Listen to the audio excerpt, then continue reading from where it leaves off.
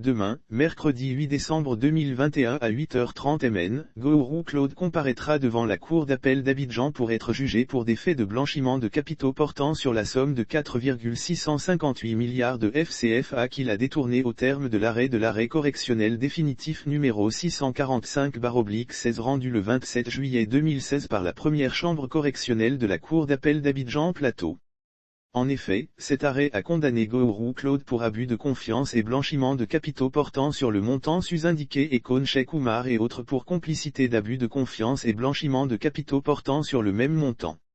Le 9 janvier 2018, le sieur Gouroux Claude a saisi la Cour de cassation d'un pourvoi en cassation contre cette décision de la Cour d'appel.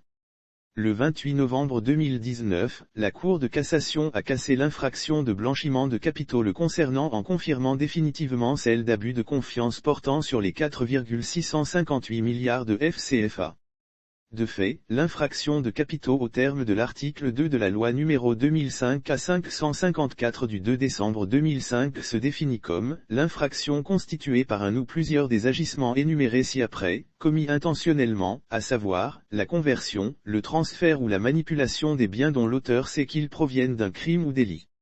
Dans le cas qui nous concerne, les 4,658 milliards de FCFA destinés à l'indemnisation de 6624 victimes, membres du Renadvid SI détournés par Gouroux Claude et ses protecteurs ont fait l'objet par eux d'une autre destination que celle pour laquelle cette somme a été prévue, à savoir notre indemnisation. Mais, constatant que le pourvoi en cassation formé par Gouroux Claude contre cette décision de la Cour d'appel était tardif donc voué au rejet ou à l'irrecevabilité pour ce motif, nous n'avons pas cru devoir prendre part à ce procès devant la Cour de cassation pour apporter les preuves de blanchiment de capitaux dont ont été l'objet les 4,658 milliards de FCFA détournés par lui et autres.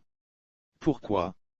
Tout simplement parce qu'à partir du 27 juillet 2016, date du rendu de l'arrêt de la Cour d'appel, Gouroux Claude avait 5 jours pour déclarer formé pourvoi en cassation et 10 jours pour déposer son mémoire à cette fin devant la Cour de cassation, donc au plus 15 jours. Vous constatez avec moi que son pourvoi est intervenu 2 ans après. Par ailleurs, à l'audience du mercredi 24 novembre dernier, l'un des avocats de Gouroux Claude a demandé le renvoi de cette audience au mercredi 8 décembre 2021, c'est-à-dire demain, au motif que son client, c'est-à-dire Gouroux Claude, sera présent ce jour-là avec des avocats internationaux.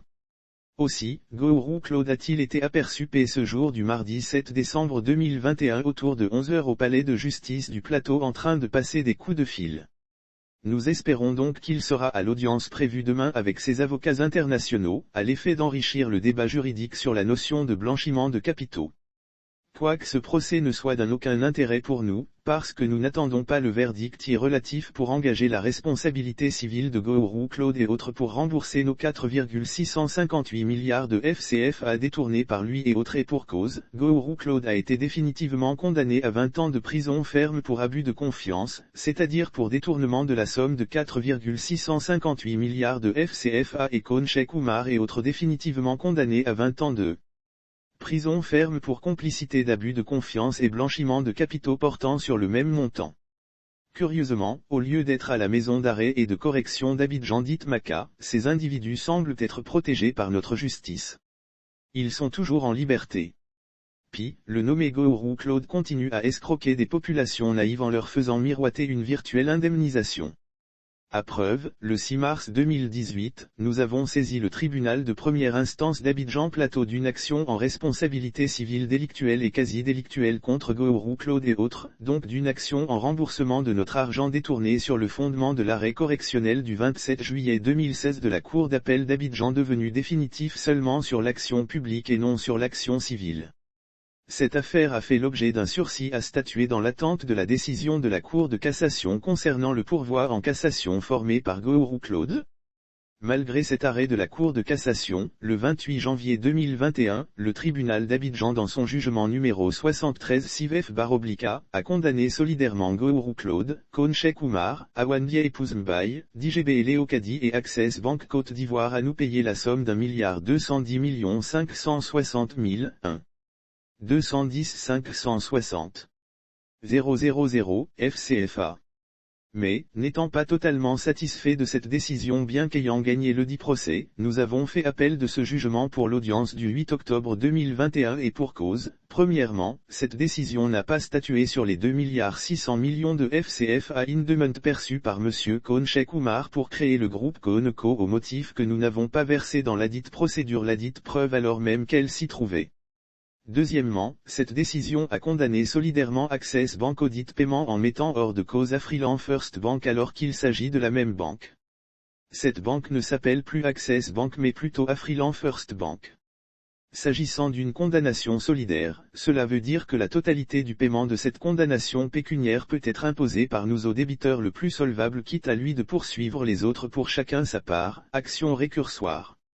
Or, dans le cas qui nous concerne, cette décision ne pourra pas être exécutée contre cette banque. C'est donc en toute connaissance de cause que sous le ministre Nyanema Coulibaly, l'un des parrains de nos bourreaux, la Chambre des délits économiques sous la présidence du juge Khone Bernard a condamné Access Bank en mettant hors de cause Afriland First Bank. Devant la cour d'appel, en dépit de la clarification apportée par Maître Nanou Christine, notaire, sous les minutes de laquelle ce changement de dénomination est intervenu en 2013 dans une affaire pénale contre cette banque datant de 2011, clarification selon laquelle c'est Access Bank qui est devenue Afriland First Bank, la première ayant été absorbée par la seconde, Madame Nguessan Alakwadio Alice, au moment des faits, président de la cour d'appel d'Abidjan, a curieusement reconduit le dispositif du jugement de la Chambre des délits économiques du tribunal d'Abidjan mettant hors de cause Afriland First Bank et condamnant Access Bank en ses lieux et places. Pour justifier sa décision, elle a déclaré malgré l'appel du dit jugement fait par nous que, comme le procureur de la République n'ayant pas fait appel de ce jugement, elle reconduit la même décision mettant hors de cause Afriland First Bank. À la vérité, cette décision a été savamment planifiée par le ministère de la Justice d'alors qui a conseillé les personnes physiques à organiser leur insolvabilité. De sorte que toute décision de remboursement de cet argent ne puisse être exécutée. Mais, les planificateurs de cette décision ont oublié que Dieu est justice et que Dieu est toujours aux côtés des plus faibles.